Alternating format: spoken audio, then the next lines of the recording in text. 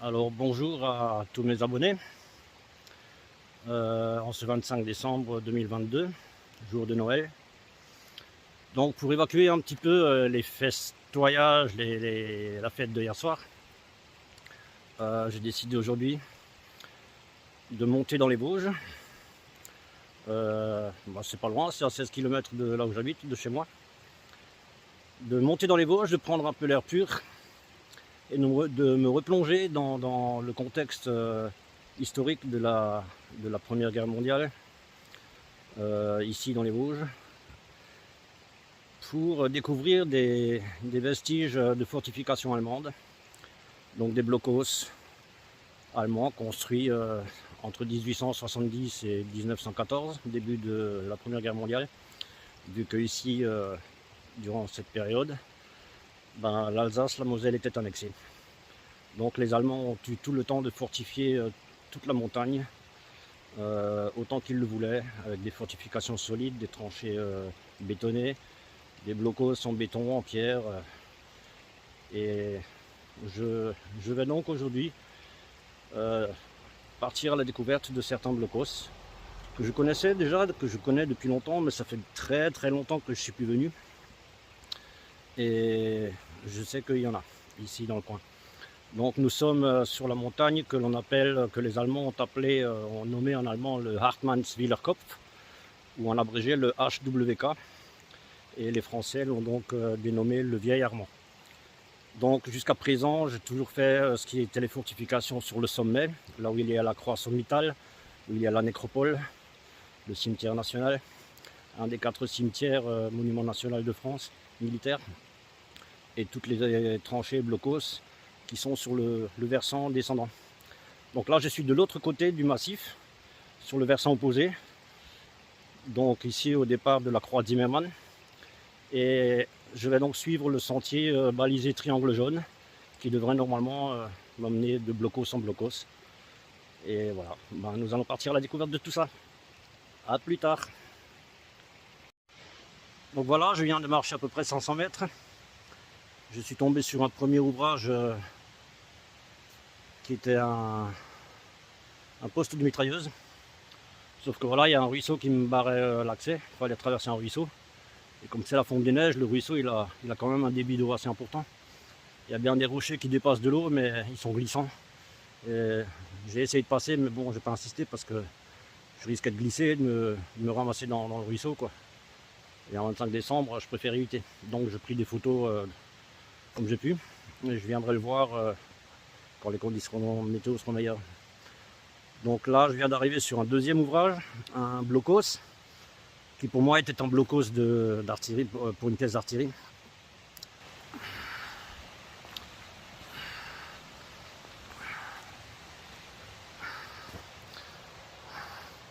Voilà, c'est donc ce blocos-ci. Donc on voit bien le créneau, hein, par où pointait le tube du canon. Et à mon avis, c'était un obusier à tir courbe, ou alors peut-être un canon à tir tendu avec en hausse maximale. Parce qu'en fait, les Français, eux, ils étaient en haut sur les sommets. Sur les sommets qu'on voit, on les voit pas parce qu'ils sont derrière les sapins. Mais en face, il y a la montagne et en haut, les sommets. Donc, comme il est pointé dans cette direction, je pense que c'était un canon pour pilonner les positions françaises qui étaient sur le sommet. Et en face, là, nous avons l'abri des artilleurs. Les gars qui utilisaient le canon, c'était leur abri. Alors, ce qui est intéressant, c'est qu'il a des noms inscrits sur le fronton.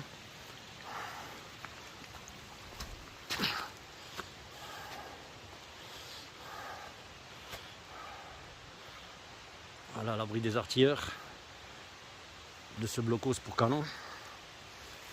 Et les noms des soldats, des artilleurs allemands qui tenaient cette position d'artillerie. Alors, tout en haut, Stein, en dessous, Unteroffizier, sous-officier, Bottenburger, GEFR.Stoll, Rottermal, enfin tous les noms allemands, quoi. les artilleurs. Donc il y en avait 1, 2, 3, 4, 5, 6, 7, 8, 9, 11. Il y avait 12 artilleurs ici pour desservir ce canon. Alors évidemment, j'ai oublié de sortir la lampe de mon sac. Je pensais pas tomber si vite sur un abri.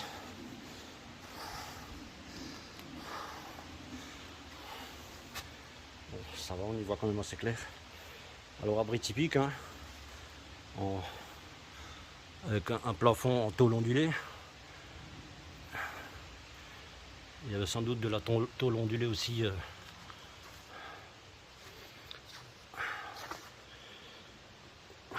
dans la partie arrondie au fond. Pardon.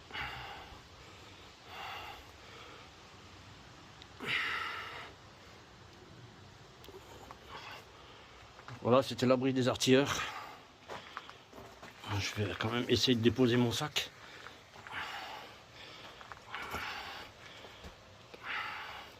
Pour sortir ma lampe pour le prochain blocos. Voilà, bon ben, je peux vous présenter ce blocos pour canon avec l'abri pour les artilleurs. On va passer à la suite. Voilà. J'approche de ce magnifique blocos que les Allemands ont baptisé le Kanzel.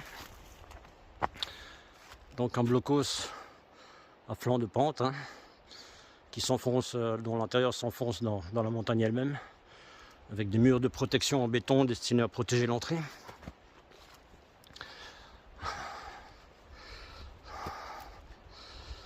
Superbe.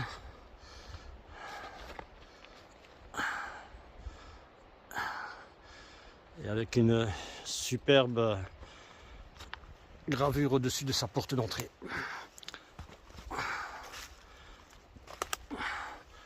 Avec une inscription: Eine feste Burg ist unser Gott. Une feste dans la montagne, c'est notre Dieu. Et la date 1918. Avec un casque allemand au-dessus de deux lances, avec des étendards. Et en dessous, 2 grenades à manche allemandes. Absolument magnifique. Donc, on va voir à l'intérieur de quoi il en retourne. Le temps que j'allume l'éclairage. S'il veut bien.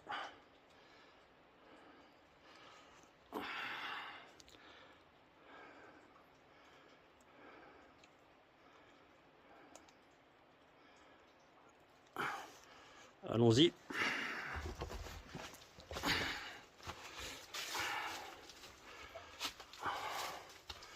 Donc d'abord une entrée bétonnée.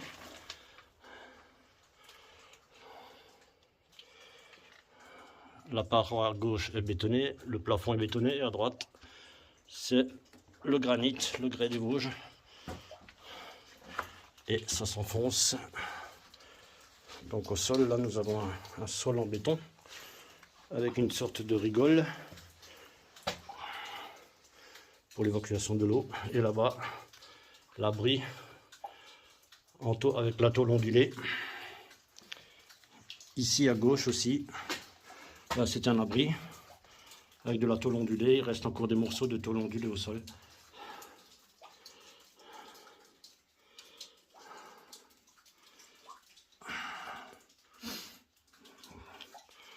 Voilà, l'abri devait pouvoir abriter 5-6 hommes. Entrée bétonnée. Avec une autre salle ici.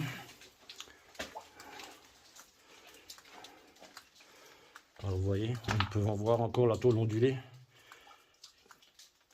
qui protégeait des chutes de pierre au cas où les bombardements pouvaient faire s'effondrer l'abri. C'est pour renforcer l'abri aussi, hein, pour protéger les soldats à l'intérieur de l'abri. Donc une deuxième salle qui pouvait abriter 5 hommes, peut-être 6, Il y a un accès à une troisième pièce plus au fond. Donc on peut y accéder par ici ou alors par l'extérieur. C'est pas évident de filmer quand tu dois crapahuter pour passer. Veuillez m'excuser. Voilà, la tôle ondulée, une troisième salle.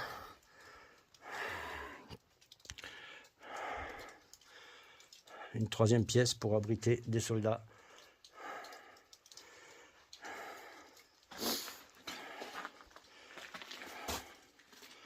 On va donc sortir de nouveau à l'air libre. C'est donc cet abri, ce blocos abri pour les soldats allemands, baptisé le Kanzel. Ici, des parapets de tir, des parapets pour l'infanterie. Les soldats pouvaient pointer leur fusil par-dessus le mur et tirer sur l'ennemi. Ici, je pense qu'il devait y avoir positionné une mitrailleuse. Donc à l'époque, c'était les mitrailleuses Maxim, modèle MG 1908, MG 08, cadence de tir 500 à 600 coups minute. Le socle pour la position d'une mitrailleuse. Un magnifique blocos.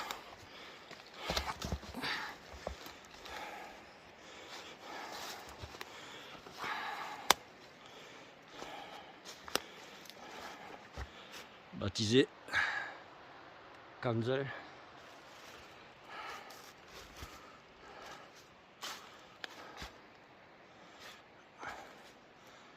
Avec cette magnifique gravure au-dessus de sa porte d'entrée. Voilà.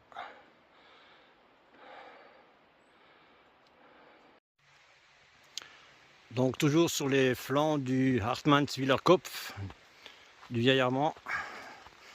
J'approche ici d'un nouveau blocos assez imposant. Un blocos allemand de la Première Guerre mondiale. Je ne sais pas encore ce que c'est. Si c'est un abri. Ouh là là. Ah oui.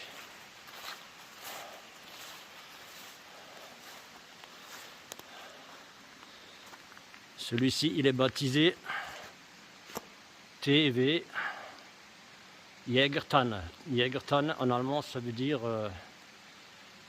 le sapin du chasseur.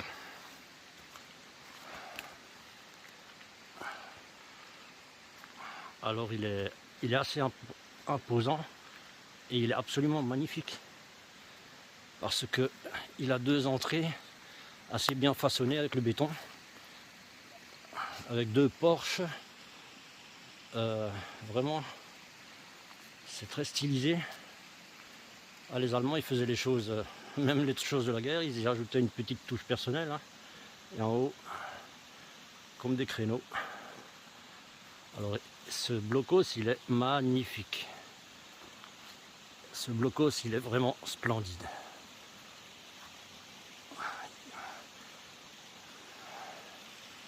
Donc je ne sais pas encore quelle fonction il avait, avec à côté un blocos plus sobre, moins stylisé.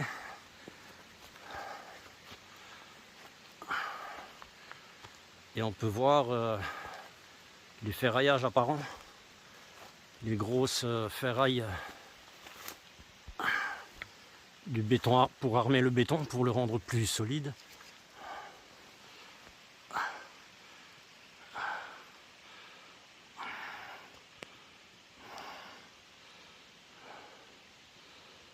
Voilà, pour le rendre vraiment plus costaud.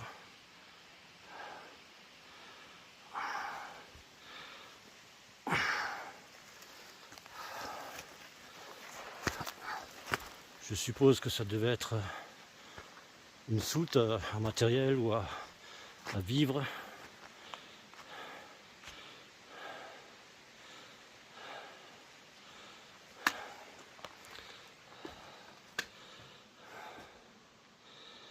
Donc il a été bien secoué, hein, parce que le béton est complètement disloqué.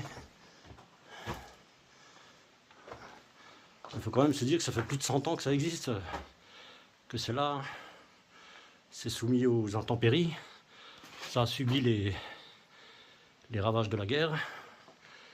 C'est toujours encore là, hein, plus de 100 ans après. Voilà les vestiges de fortifications allemandes de Première Guerre mondiale dans les Vosges, près de chez moi.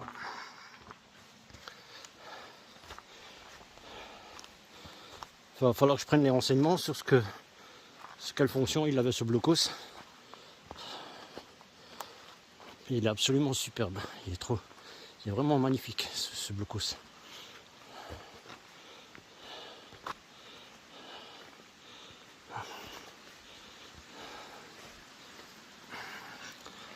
Donc on va aller voir à l'intérieur à quoi il ressemble. Donc ouais, j'ai mis la batterie du spot à recharger, donc je vais me contenter de la torche frontale et ça devrait suffire pour éclairer à l'intérieur. On va aller voir à quoi ça ressemble à l'intérieur. Bon, c'est un abri, hein. Je vois la tôle ondulée d'ici. Voilà, c'est un abri destiné à abriter des fantassins. Voilà. Toujours la même configuration. Plafond arrondi, soutenu par une tôle ondulée, destinée à renforcer la voûte et à protéger les soldats qui s'abritaient dedans. Avec un créneau pour observer à l'extérieur, voire défendre l'entrée, empêcher un ennemi de s'approcher, de pénétrer. Alors, le chiffre 13, je sais pas pourquoi, porte-bonheur peut-être. Ouais, bah c'est un blocos pour 3 abris. Voilà. Donc chaque abri, à mon avis, pouvait, si on voit la place d'un lit allongé, pouvait abriter 4, peut-être 5 hommes. Hein. 5 soldats allemands pouvaient s'abriter dans un abri comme ça, au maximum 5, peut-être 6 en se serrant bien.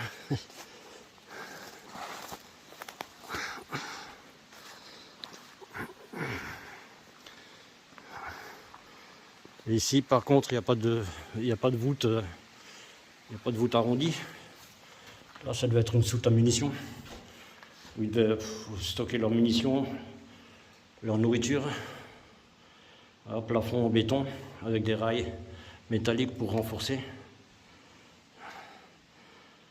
Une pièce carrée, ouais, ça devait être la soute à munitions, la soute à vivres, la soute au matériel, à l'équipement et tout ça. Voilà. Ce blocos il est superbe, magnifique.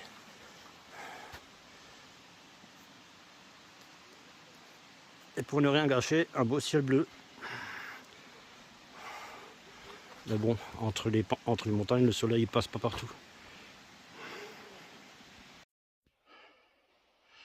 Voilà, j'approche d'un nouveau blocos, un nouvel abri pour les fantassins allemands qui se sont battus ici contre les Français en 1914. Enfin, 1914, 1915. Et après, bon, les combats ont perdu en intensité, mais les positions restaient tenues, et ceci jusqu'à la fin de la guerre.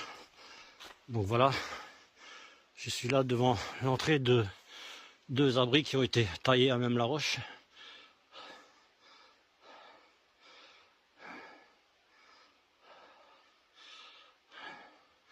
Et à côté, un blocos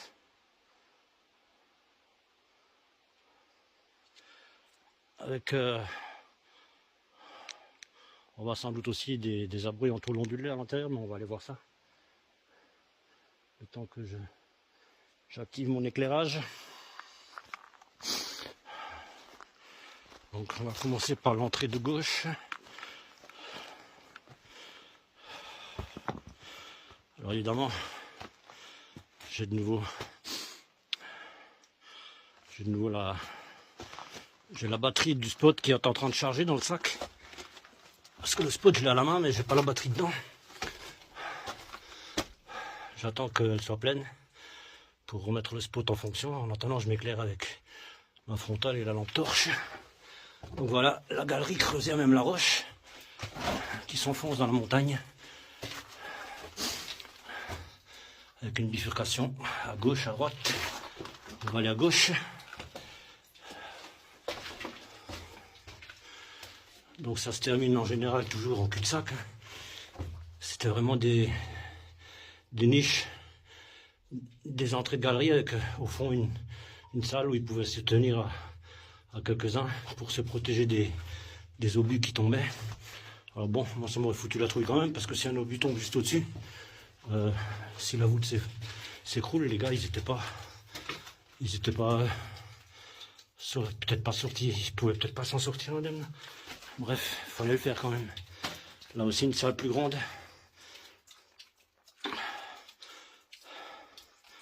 Et à droite, une autre galerie qui s'enfonce à droite. Alors, il y a de l'eau qui coule du plafond, des gouttes d'eau. C'est normal, hein. On est en hiver. Les infiltrations d'eau, ça traverse. C'est un vrai petit dédale de galerie. Voilà l'autre. Donc ça c'est l'entrée de droite. Moi j'ai pris celle de gauche. Là il y a une portion de paroi qui a été bétonnée. C'est pour cette petite pièce. Ah bah tiens. Voilà. Il y a encore le papier goudronné au mur pour étanchéifier. Il y a encore du papier goudronné qu'ils avaient fixé sur le béton pour étanchéifier, pour que l'eau ne traverse pas. Un reste de grillage. Alors, le béton est assez grossi, hein, vous voyez, c'est des gros galets. C'est des gros galets qui étaient maintenus avec du ciment, quoi, mélangé. C'était pas encore le béton bien lisse. Parce que bon, là, c'était quand même avant la Première Guerre mondiale. Hein. Il y a encore un reste de boiserie fixé au mur. Parce qu'en général, après, ils masquaient tout ce béton avec des planches en bois hein, et de la boiserie. Le plafond sans doute aussi, c'était un plafond en boiserie. Tout a disparu avec le temps. Donc on va poursuivre dans la galerie là, voir jusqu'où ça mène.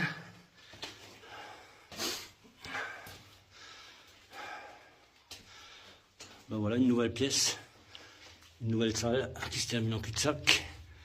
Voilà, où ils pouvaient s'abriter en cas de bombardement.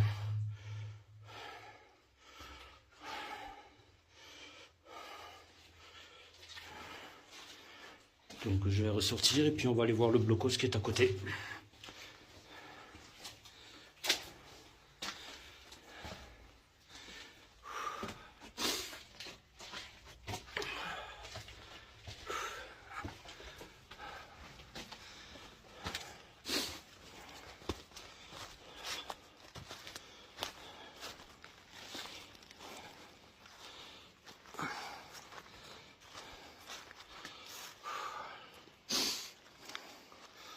Donc il comporte plusieurs entrées. Bah oui là voilà, ça c'est des abris bah, comme le blocos d'avant, des abris en tôle ondulée. De forme, la voûte est arrondie. Et on voit encore la forme du béton qui prouvait qu'il y avait de la tôle ondulée pour renforcer la voûte. Le créneau pour défendre l'entrée. Le deuxième abri à côté, pareil. Il y a le calcaire qui... Voilà, encore un abri en tôle ondulée. Le créneau pour protéger l'entrée. Le troisième, toujours pareil, forme arrondie, recouvert de tôle ondulée. Et le quatrième, voilà, toujours pareil. Donc si on peut compter qu'il y avait 4-5 hommes par abri, il pouvait en tout, dans ce blocos, il pouvait y avoir une vingtaine de soldats qui tenaient cette position, qui pouvaient s'abriter ici.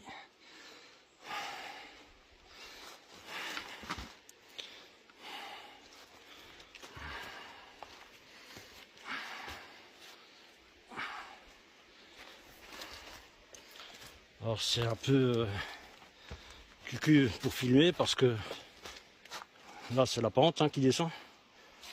Là je marchais sur le petit bord là, mais après c'est la pente. Ça descend assez raide. Donc je dois marcher le long de la paroi, ça fait que je peux pas m'éloigner pour prendre des vues d'ensemble.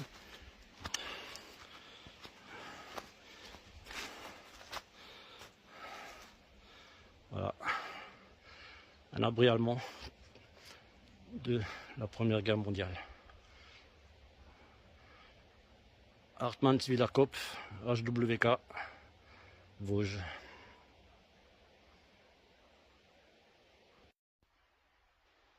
Donc ici, il y a tout un ensemble de petits de blocos comme ça abris. Donc on vient de voir celui-ci avec les deux abris creusés à même la roche. Et là, ben, on va monter cet escalier, enfin, cette espèce de sentier avec des escaliers. Car là-haut, il y en a d'autres. Il y en a d'autres là-haut.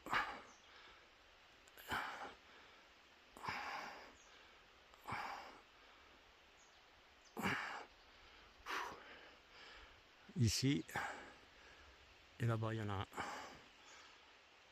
Donc on va monter et on va aller voir ça. Le site est vraiment exceptionnel ici.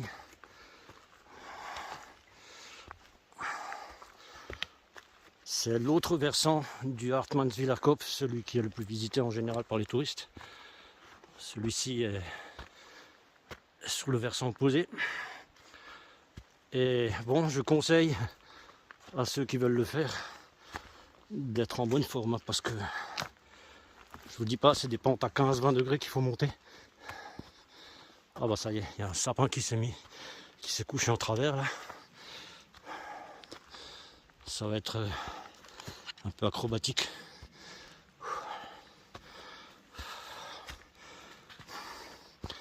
Alors, je vous dis pas, hein, les mollets et les cuisses, ça en prend un coup. Hein.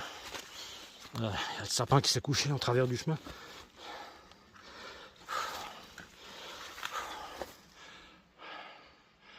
Donc voilà, il y a un blocos ici, en face de moi, avec une inscription au-dessus du porche d'entrée.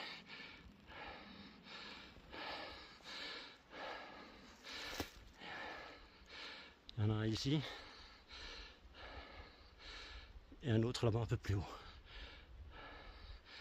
Donc on va aller voir ça de près. Et je reprendrai soit une vidéo, soit je ferai des photos.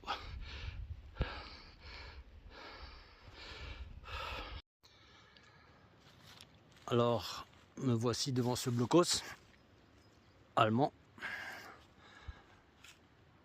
Ça devait être aussi une soute à matériel, à munitions, je suppose, puisqu'il n'y a pas de voûte arrondie. Il n'y a plus de voûte du tout d'ailleurs, puisque la voûte en fait, elle s'est complètement effondrée à l'intérieur.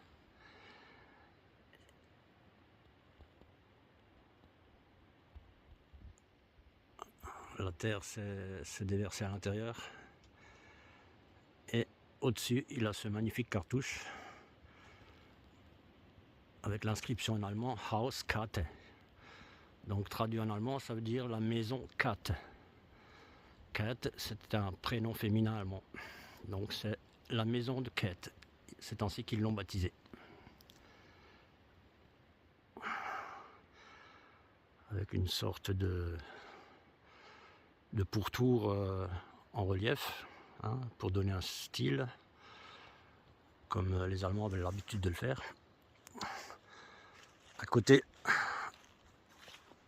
un autre blocos qui devait sans doute être un abri, avec des abris à voûte arrondie et tôle ondulée, comme on a pu voir pour les autres filmés précédemment. Attention, là je dois enjamber un tronc qui s'est couché sur la pente aussi. Alors je dois faire attention où je mets les pieds, et en même temps je dois faire gaffe que l'image est centrée correctement. C'est vraiment du travail d'artiste. Voilà, tu vois, on peut voir un abri en tôle ondulée à moitié enseveli au niveau inférieur du blocos. et le blocos qui est au-dessus. Donc il est sur 2 niveaux. Oh, il y a un superbe cartouche aussi là-haut. Magnifique. Oh là là, trop beau. Trop beau. Un superbe cartouche gravé dans le béton. Moulé dans le béton. On va aller voir ça de plus près, il va falloir que je monte.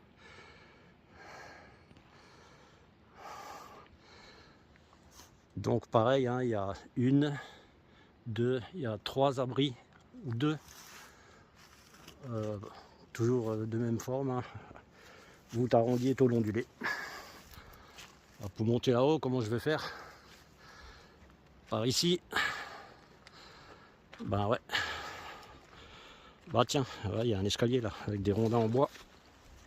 Mais la terre s'est déversée par-dessus. Donc ça tient plus de la pente que de l'escalier, quoi.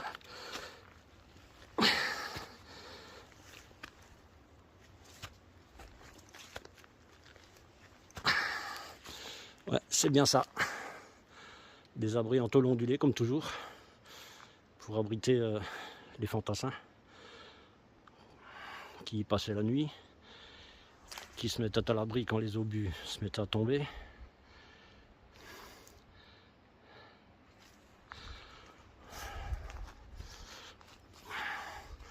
Alors ceux-ci sont un peu plus petits que les précédents.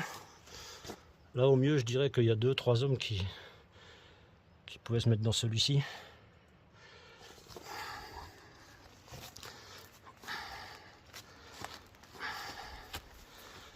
Alors il est complètement explosé là. Là, le béton il s'est ramassé. Alors est-ce qu'il a pris des coups au but? Sans doute. Sans doute qu'il a pris des coups au but, puis ensuite les intempéries ont fait le reste. Donc 3 abris pour au maximum 3-4 hommes. En tout, un petit bataillon de 10-12 hommes qui tenait cette position. Plus peut-être là-bas, celui de droite. On ira voir tout à l'heure ce que c'est. Et ce magnifique cartouche qui orne son entrée. Voilà.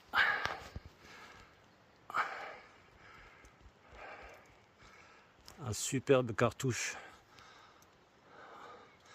avec une inscription. Bon, c'est de l'allemand et puis c'est cristallisé, donc j'arrive à déchiffrer le mot tout en haut. Difficile à déchiffrer. Avec le chiffre 2 et en dessous construit erbaut im Juni 1916. Alors le troisième RJB 8 et le 12e LJR 56. C'était des bataillons du génie allemand. Donc construit en juin 1916 par le 3e Régiment Jäger Bataillon, régiment de chasseurs,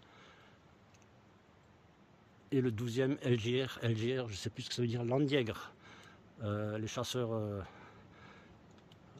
c'est différents régiments de différents corps d'armes allemands. Superbe, magnifique.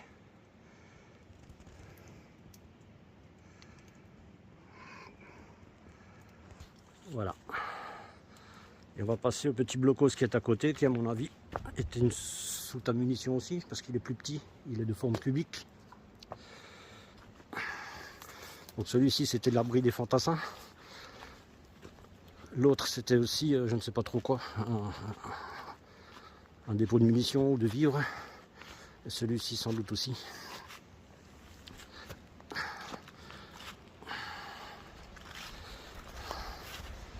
Voilà.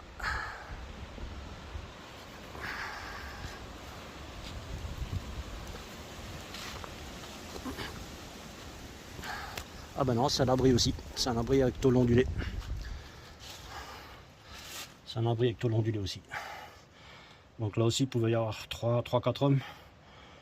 Donc on va dire le bataillon ici se composait d'une bonne quinzaine de soldats. Et voilà. C'est émouvant de voir tout ça, de savoir que ce qui s'est passé ici, il y a 100 ans, c'était la guerre. la guerre entre la France et l'Allemagne. Et en fait, c'est ici que la Première Guerre mondiale a vraiment débuté. Puisque les Allemands, en franchissant le Rhin, enfin bon, ils étaient déjà chez eux puisque c'était allemand. Donc les Français arrivaient de l'autre côté des Vosges par les sommets et voulaient reprendre la plaine d'Alsace, toute l'Alsace. Donc les Français arrivaient en haut par les sommets et les Allemands étaient de ce côté des flancs des Vosges. Les flancs des Vosges dirigés vers l'Alsace. Les Français venaient du flanc opposé qui venait de France. Donc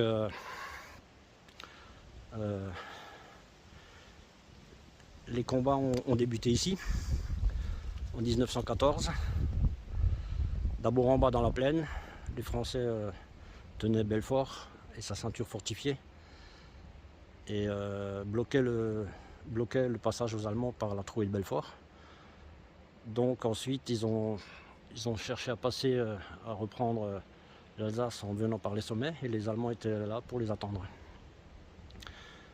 Donc ici les combats ont eu lieu en 1914 jusqu'en 1915 et ensuite le front s'est déplacé plus au nord par les Ardennes, par Verdun, Strasbourg, puis ensuite Verdun, voilà.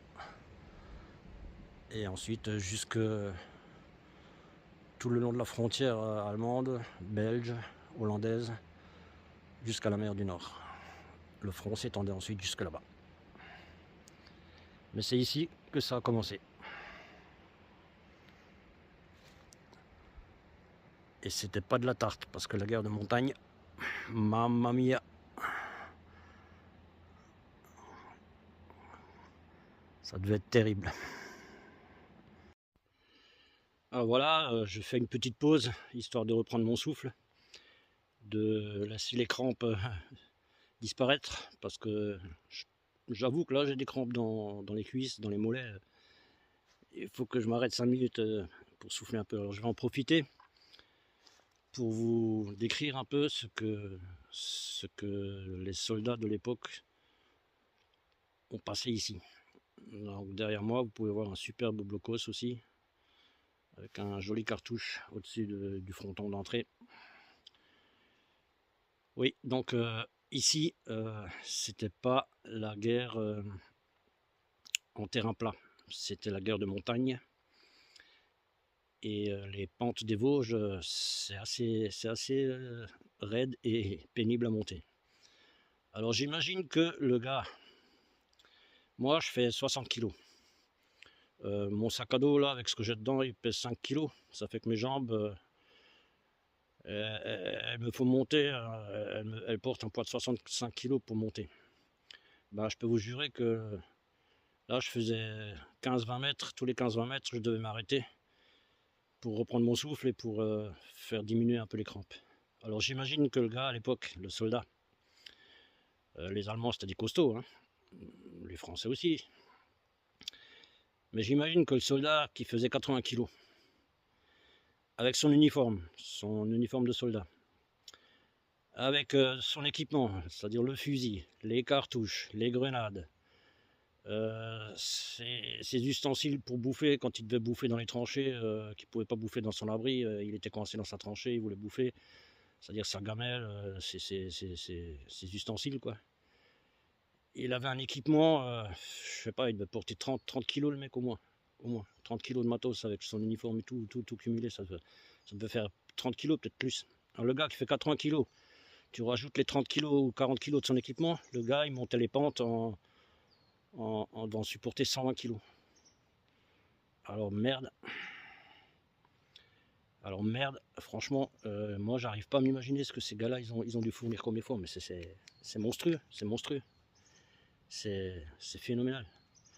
Et alors en plein été, quand il fait chaud, parce qu'en Alsace en été il fait chaud, même dans les Vosges ça peut atteindre, on peut avoir les 30 degrés quand le soleil tape.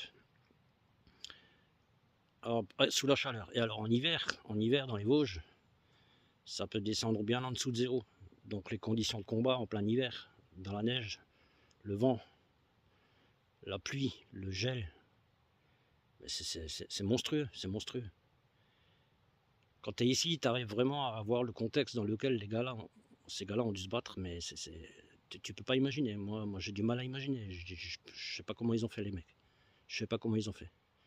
Et alors pour construire tout ça, ces blocos en béton, le matériel il a fallu monter. Le ciment, les galets, le sable, les bétonneuses, enfin les bétonneuses, je sais pas, oui, les bétonneuses pour faire le béton. Monter tout ce matériel, bon. Après les Allemands, ils avaient installé des systèmes de téléphérique. Ils pouvaient tout monter par câble, mais des fois, ça n'arrivait pas exactement à l'endroit où ça devait être construit. Ils devaient monter le reste à bras d'homme, avec des mulets, avec Enfin, c'est phénoménal, c'est phénoménal. La guerre en terrain plat, c'est dur, mais alors la guerre de montagne, c'est incroyable, incroyable. Ça, c'est un truc de dingue, un truc de fou. Et pourtant, ils l'ont fait. Eh ben, bravo. Chapeau. Hein.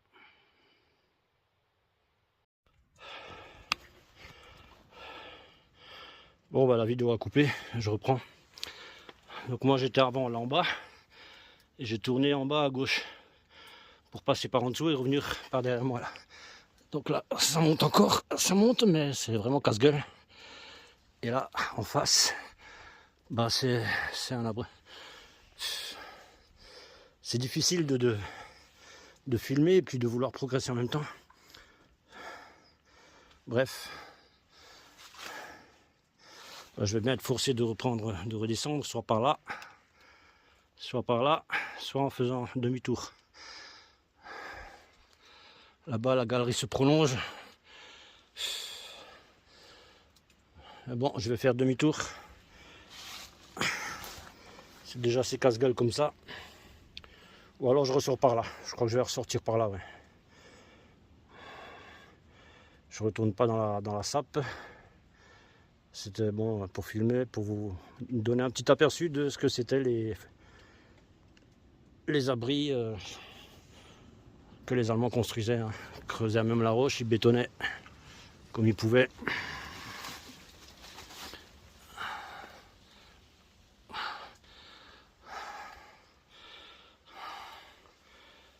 Et ça grimpe sec, hein. Ça descend raide. Voilà, là je vais ressortir par là. En espérant que je peux descendre la pente après, à l'extérieur. C'est du sport, bordel de merde. Donc je continue à monter, j'arrive bientôt au sommet. Je crois voir là-haut, plus haut, un blocos ou un abri dans la roche. Donc je suis le sentier. Hein. Et là je vais passer par une petite fortification bétonnée. Avec un créneau pour observer qui arrive sur le sentier. Donc là c'est bétonné, un poste d'observation. Oh bah tiens, voilà une sape qui descend là, une sape qui descend sous terre.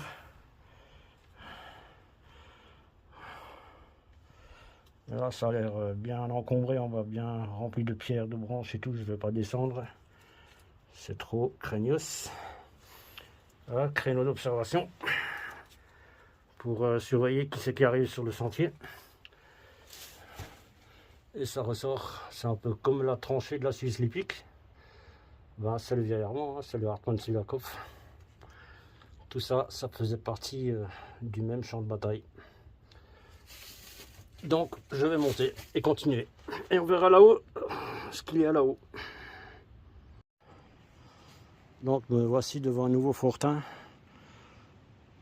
Enchâssé dans la roche elle-même, dans la paroi de la montagne. Avec des sections bétonnées. L'abri ou la position du Beskid. Donc je vais rentrer, voir. Ah, un petit instant, la lumière.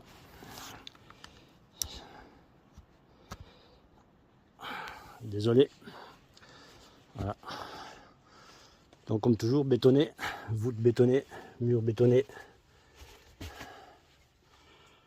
Et comme d'habitude, bah, ça va mener ensuite à de la roche pure.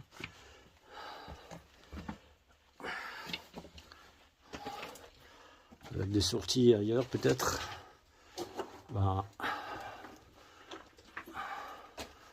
Donc là, c'est une salle en cul-de-sac, hein, un abri pour se protéger des bombardements, comme toujours. La galerie se prolonge à gauche.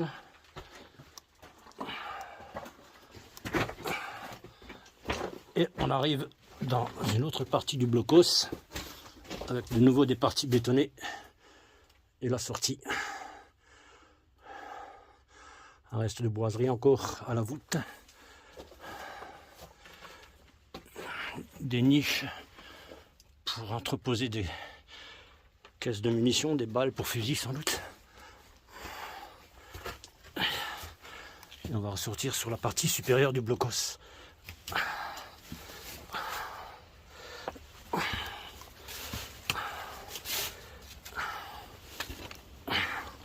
Pour déboucher dans la tranchée.